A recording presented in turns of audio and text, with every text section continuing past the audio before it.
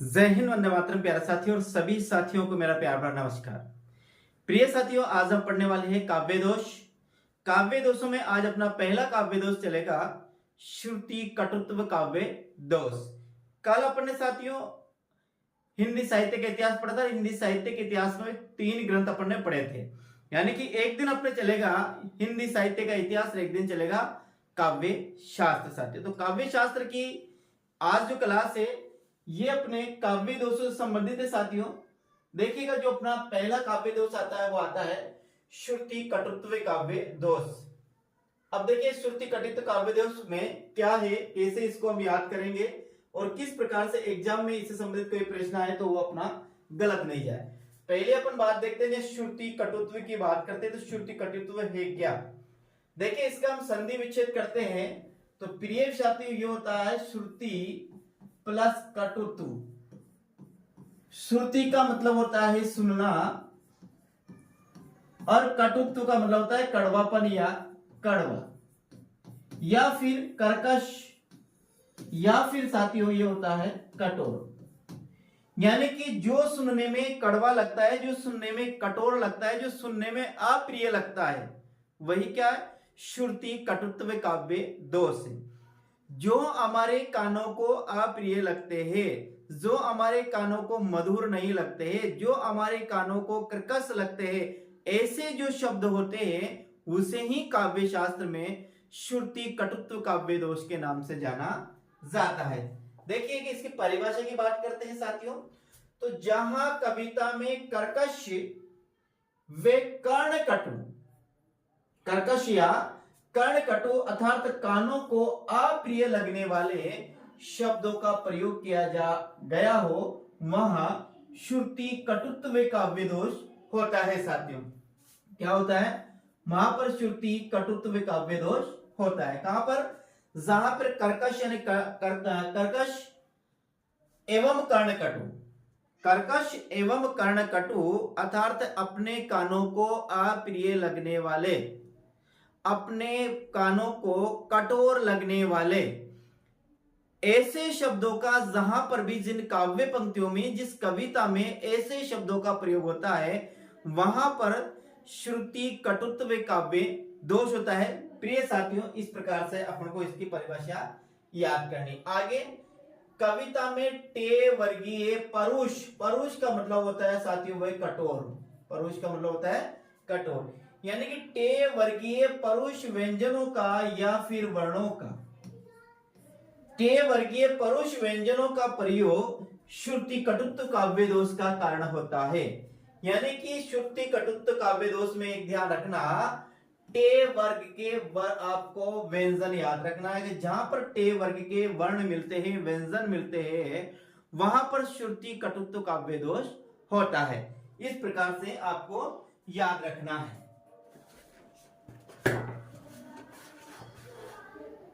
दूसरी बात साथियों, चैनल पर पहली बार तो चैनल को जरूर सब्सक्राइब कीजिएगा, साथ साथ बेल आइकन को जरूर प्रेस करें ताकि हर प्रकार की क्लास आपके पास पहुंच सके। सर बिल्कुल निशुल्क क्लास का बिल्कुल आप बेहतरीन फायदा उठाइए इस निशुल्क क्लास का, जहां आपको सब कुछ फ्री मिल रहा है।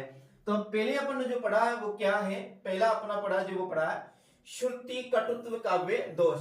जहां कविता में कर्कश यानी कठोर और कर्णकटु, कानों को कड़वे लगने वाले अर्थात कानों को अप्रिय लगने वाले शब्दों का प्रयोग किया गया हो, वहां पर श्रुति कटुत्व काव्य दोष होता है। यहां श्रुति कटुत्व में टे आएगा।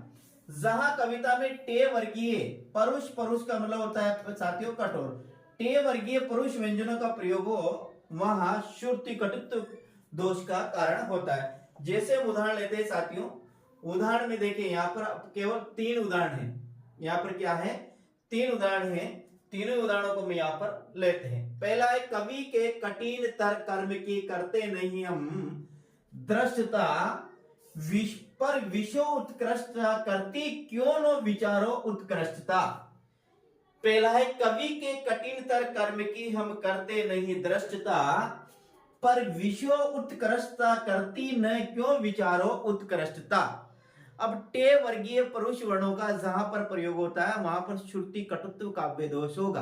तो देखिए यहां पर किन शब्दों में टे वर्गीय कठिन तर दृष्टता विषय उत्कृष्टता और विचारों उत्कृष्टता, इन चारों शब्दों में श्रुति कटुत्व काव्य दोष है। क्योंकि ये शब्द अपन को ऐसा लग रहा है, कानों को ये प्रिय नहीं लग रहे, या सुनाई तो दे रहा है लेकिन हमें अजीब से लग रहे हैं। इसलिए साथियों, जहां पर टे वर्गीय परुष वर्णों का प्रयोग होता है वहां पर श्रुति कटुत्व काव्य दोष होता है। इस प्रकार को आपको ध्यान हो, और यही उदाहरण है आपकी जो आपके पास यदि कोई पासबुक है बढ़िया सी आपके पास, मैं कहता हूं आपके पास लक्ष्य की पासबुक है, यह अलंकार काव्य परिजात नाम से एक किताब आती है, नरोत्तम शर्मा की एक छोटी सी किताब आती है।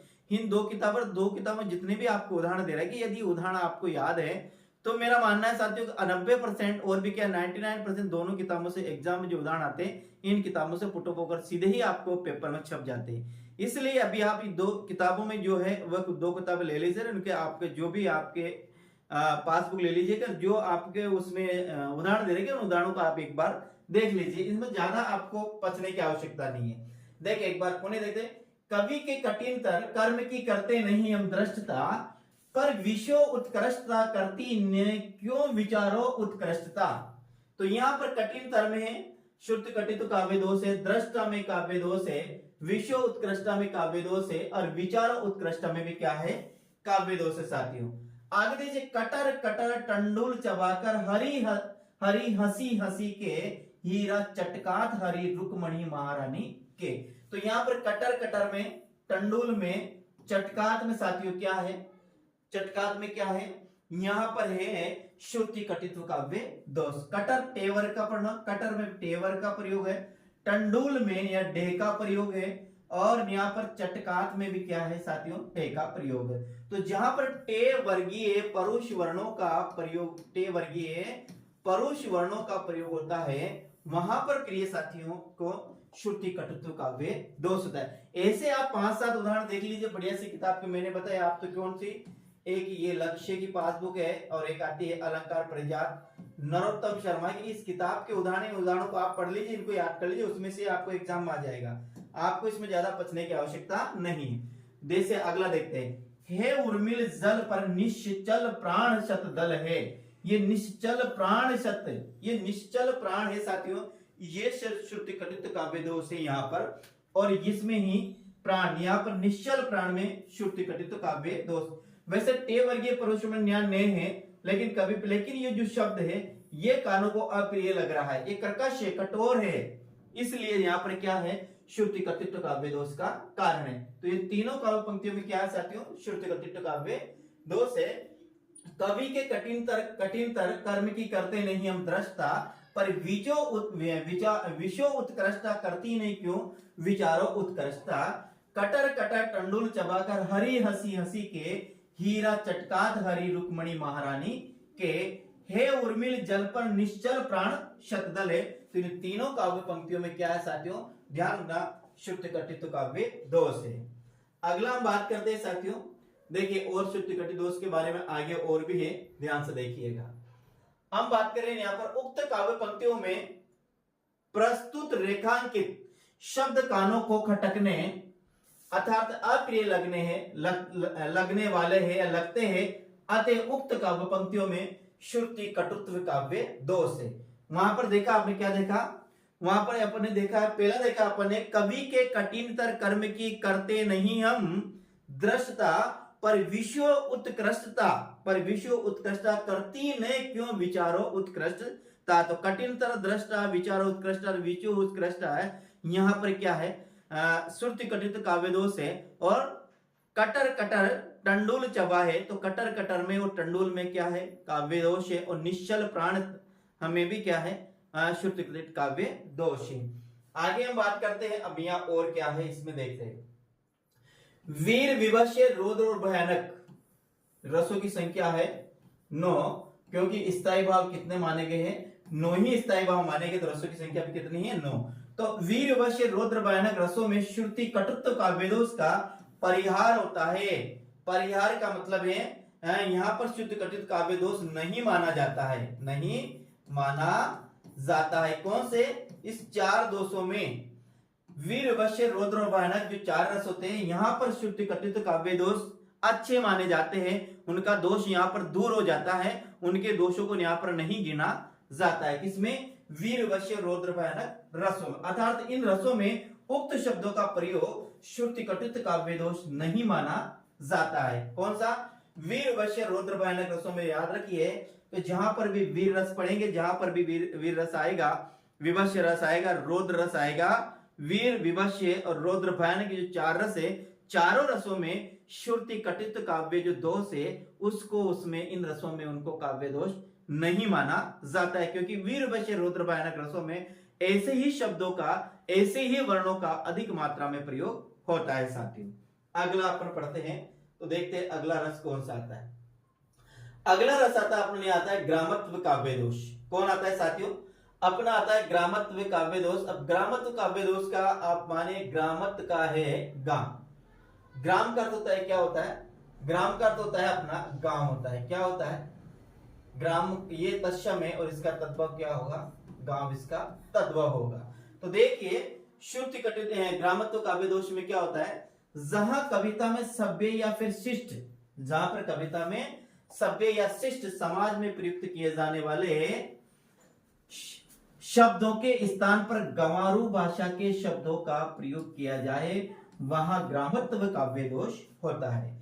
यानी कि जहां पर किसी काव्य में, जहां पर किसी कविता में ऐसे शब्दों का प्रयोग किया जाए जो सभ्य समाज में, शिष्ट समाज में ऐसे शब्दों का प्रयोग नहीं कर सकते हैं, यानी जहां पर सभ्य समाज में उन शब्दों का बोलना वर्जित माना जाता है, बोलना मना है, फिर भी उस शब्दों का ऐसे समाज में प्रयोग करते हैं, या जहां पर कविता या काव्य में ग्रामीण भाषा के शब्दों का प्रयोग करना वर्जित है, मना है, फिर भी कभी कभी कभी कभी कभी अज्ञानतावश या सावधानीवश या ले मिलाने के चक्कर में या तुक मिलाने के चक्कर में ग्रामीण भाषा के शब्दों का प्रयोग कर बैठता है।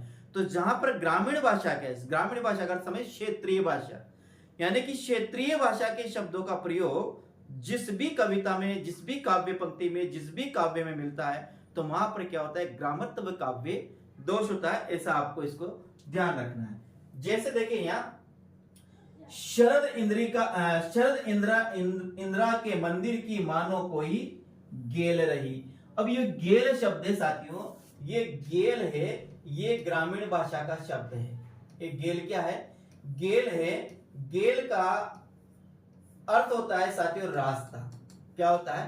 रास्ता होता है, पंथ होता है, पथ होता है, मार्ग होता है। ये साथियों सही, ये सही है, लेकिन ये गेल जो शब्द है ये ग्रामीण भाषा का शब्द है, इसलिए इस काव्य पंक्तियों में कौन सा है?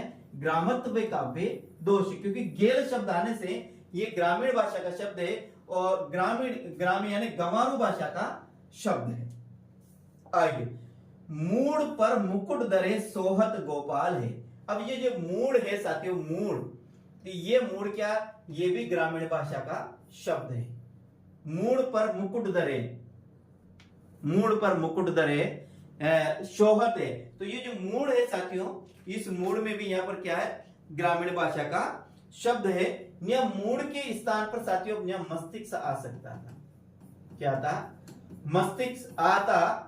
मस्तिष्क पर मुकुट धरे सोहत गोपाल है, तो ये मूड शब्द है, ये गंवारू भाषा का शब्द है, इसलिए यहां पर भी इस काव्य पंक्ति में क्या है?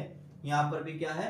ग्रामत्व काव्य दोष। ग्रामत्व काव्य दोष सीधा अर्थ है ग्रामीण भाषा का शब्दों का प्रयोग यदि किसी कविता में, ग्रामीण भाषा के शब्दों का प्रयोग किसी काव्य पंक्ति में या कविता में या कहीं पर भी आपको मिलता है, तो वहां पर ग्रामत्व काव्य दोष होता है। सीधी सट एक बार आपको ध्यान रखने, ग्रामत्व का मतलब ग्रामीण भाषा के शब्द, और ये ज्यादा आपको नहीं मिलेंगे। मैंने बताया कि आपको एक लक्ष्य की पासबुक, एक है अलंकार परिजात किताब आती है, इन दोनों किताबों में 10-10 उदाहरण दे रखे हो, 10-10 काव्य पंक्तियां दे रखी, इनको याद कर लीजिएगा।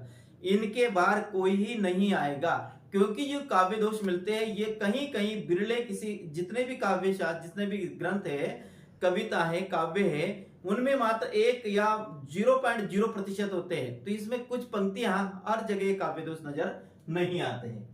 अगले अपन बात करते हैं यहाँ, सृष्टि के आरंभ में मैंने उषा के गाल चूमे साथियों। तो ये गाल शब्द है, उषा के गाल चूमे साथियों, तो ये गाल शब्द है।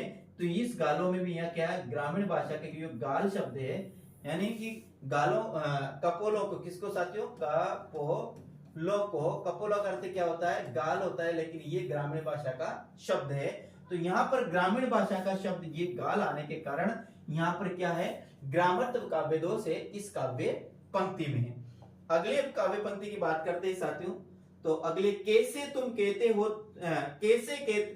कैसे रहते हो तुम इस द्वार पर मैंने जाऊं।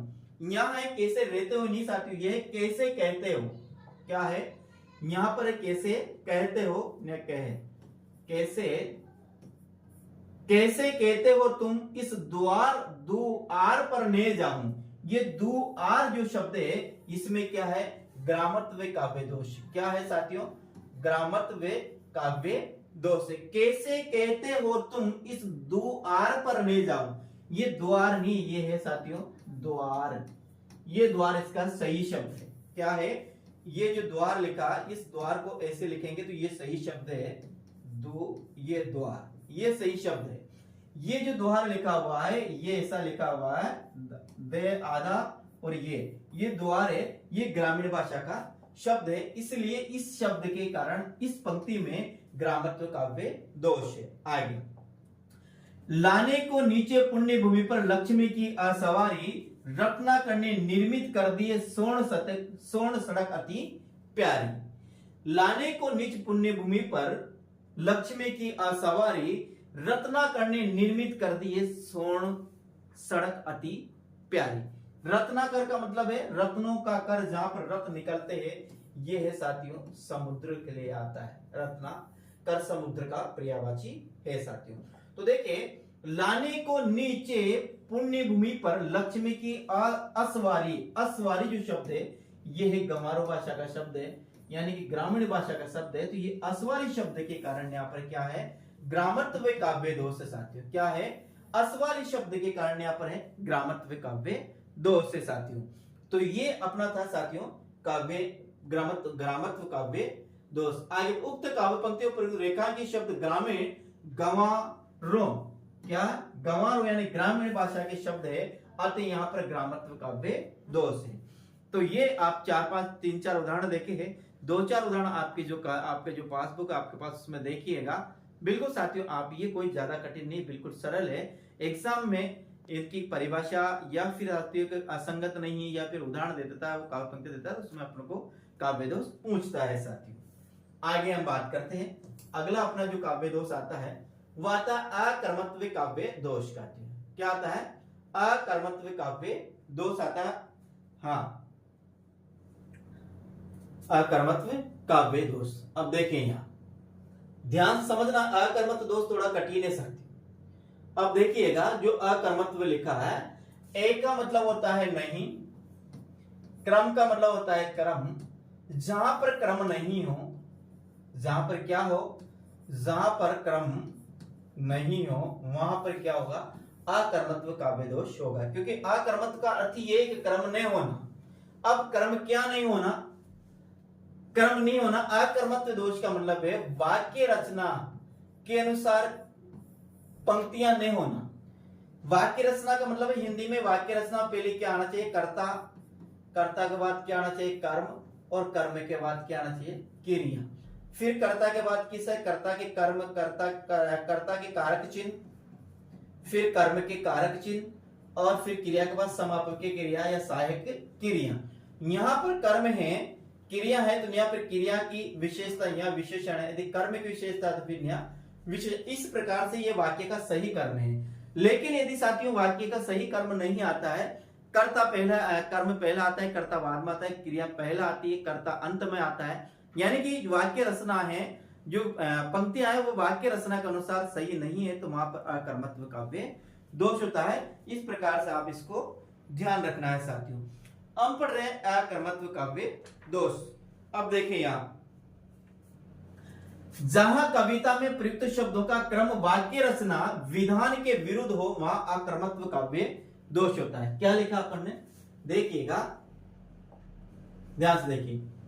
जहां कविता में क्या है कि जहां कविता में प्रयुक्त शब्दों का क्रम वाक्य रचना विधान, क्या वाक्य रचना यह है कि पहले क्या आएगा, कर्ता, कर्ता के बाद क्या आएगा, कर्म, और कर्म के बाद क्या आएगा साथियों, क्रिया।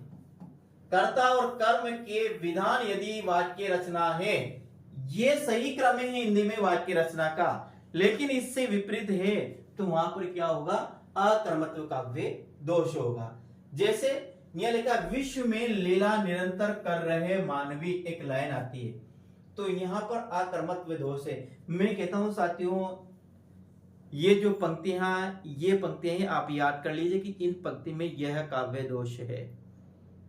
यदि इसको आपने ज्यादा समझने की कोशिश की है तो साथियों ये गलत चले जाएंगे आपके ये काव्य गुण हैं। बस आपको याद रखना कि ये जो काव्य पंक्ति है, या आपको जो किसी ने लिखा है, किसी कोचिंग वाले ने, उस काव्य पंक्ति यानी कौन से काव्य दोष में कौन सी काव्य पंक्ति लिखा है कि उसको याद कर लीजिएगा। एग्जाम में लगभग वही काव्य पंक्ति आ जाएगी। तो इस पंक्ति को देखिएगा, मैं पढ़ाऊंगा तो भी इसी लाइन को लूंगा, और यदि कोई और भी पढ़ाएगा साथियों तो भी वह यही लाइन यही काव्य पंक्ति लेगा। तो यहाँ देखिए, विश्व में लीला निरंतर कर रहे हैं मानवी। अब इसमें कैसे अकर्मत्व काव्य दोष है, उक्त काव्य पंक्तियों में मानवी शब्द लीला का विशेषण है। क्या है, जो ये मानवी शब्द है ये किसका विशेषण है, लीला का विशेषण है, जिसका प्रयोग लीला के पहले किया जाना चाहिए था किंतु नहीं किया गया। अतः यहाँ पर अकर्मत्व काव्य, अकर्मक नहीं यहाँ है, अकर्मत्व काव्य दोष है। क्या है, कहां पर आना चाहिए था, जो मानवी शब्द है वो यहां पर आना चाहिए था, मानवी। तो ये होता, विश्व में मानवी लीला निरंतर कर रहे, ये वाक्य रचना विधान के अनुसार ये मानवी जो शब्द है वो लीला का क्या है, विशेषण। लिखा, उक्त काव्य पंक्तियों में मानवी शब्द लीला का क्या है, विशेषण। विश्व में लीला मानवी, विश्व में मानवी लीला निरंतर कर रहे, विशेषण। ध्यान, विशेषण पहले भी आ सकता है, विशेषण बाद में भी आ सकता है, विशेषण पहले भी आ सकता है, विशेषण बाद में भी आ सकता है। तो यहाँ जो लीला है ये मानवी है, यह लीला के पहले आने चाहिए था ये मानवी शब्द, तब यहाँ पर अकर्मत्व काव्य दोष नहीं होता। लेकिन ये मानवी कहाँ है, पीछे है, वाक्य रचना विधान के विरुद्ध है, इसलिए साथियों यहाँ पर क्या है, अकर्मत्व काव्य दोष है। आगे और काव्य पंक्तियां देखते हैं। देखिए यहाँ और काव्य पंक्ति आती है, ये देखो, ये अगली काव्य पंक्ति है, वो है कि अमानुषी भूमि को अवानरी करूं। ये प्रसिद्ध काव्य पंक्तियां यही एग्जाम में आ जाती है, और आज से नहीं कई सालों से जो काव्य दोष पढ़ता रहे, इन्हीं पंक्तियों को वो याद करते आ रहे हैं, और जो पेपर छापेंगे, जो पेपर बनाएंगे, उनको भी यही काव्य पंक्तियां याद है, वह भी यही काव्य पंक्तियां पढ़कर ऊंचे पदों पर पहुंचे। तो इन्हीं काव्य पंक्तियों को आप याद कर लीजिएगा, लगभग यहीं से आपका प्रश्न आ जाता है, यही काव्य पंक्तियां वो दे देता है, नई काव्य पंक्तियां अपन को याद करने की जरूरत नहीं है। देखिएगा, अमानुषी भूमि को अवानरी करो, यहां पर भी क्या अकर्मत्व काव्य दोष है। अब अकर्मत्व काव्य दोष कैसे हुआ साथियों, यहां पर है अमानुषी भूमि को अवानरी करो। अब यहां पर जो भूमि शब्द है, तो यहां आएगा भूमि, क्या आएगा, भूमि। भूमि अमानुषी भूमि को अमानुषी अवानरी करो, ऐसा आएगा। जो भूमि शब्द है ये शुरू में आएगा भूमि को, जो शब्द है ये इसके पहले आएगा, क्या आएगा, भूमि को, क्या, भूमि को अमानुषी अवानरी करो, ऐसा आएगा।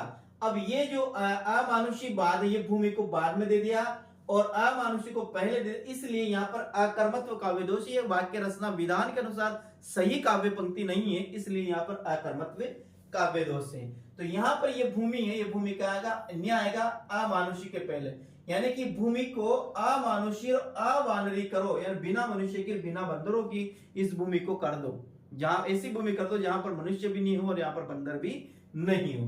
अगला शब्द है, घंटों लेके हरि को जननी गोद में थी बैठी। क्या है, घंटों लेके हरि जननी को गोद में थी बैठी।